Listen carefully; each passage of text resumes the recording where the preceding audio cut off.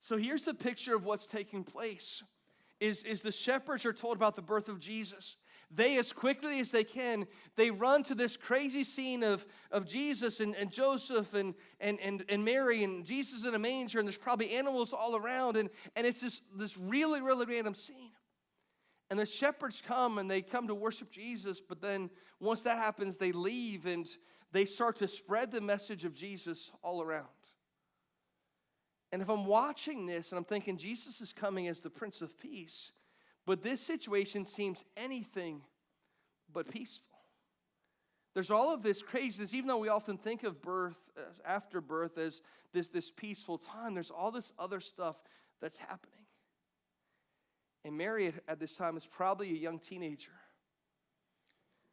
And yet as a young teenager, it says, the very next verse, well, everything else is frantic. Verse 18, it said, all who heard about it wondered what the shepherds told them.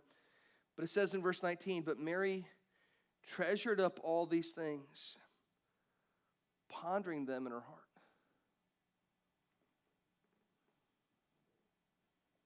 People that are frantic don't have time to ponder things which are significant.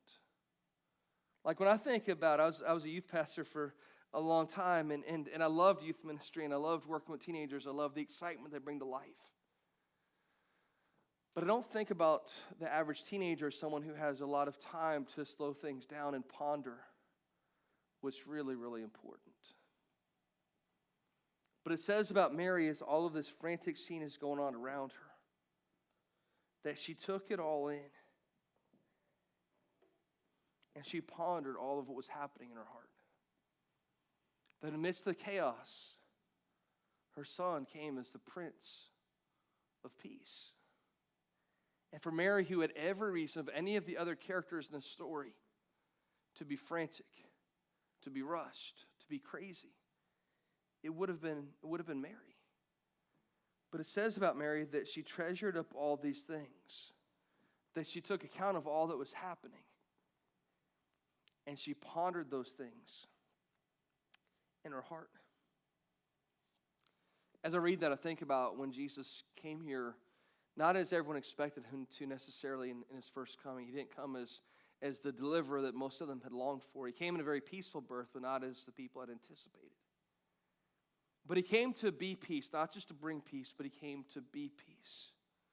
That in the midst of whatever it is that you're dealing with right now, that Jesus could enter into the fray of our life, into the fracas of all the stuff that's going on, and into those seasons when, man, I don't even know how I'm going to make it through this. And Jesus says, I want to come to be peace. Peace isn't a thing. Peace is a person. And he comes into life, and he comes into the franticness of our life and says, I want to be peace now for you. But as I bring peace to the raging sea, it's not that I'm removing the sea from the equation, it's that I'm bringing peace to you in the midst of the raging sea.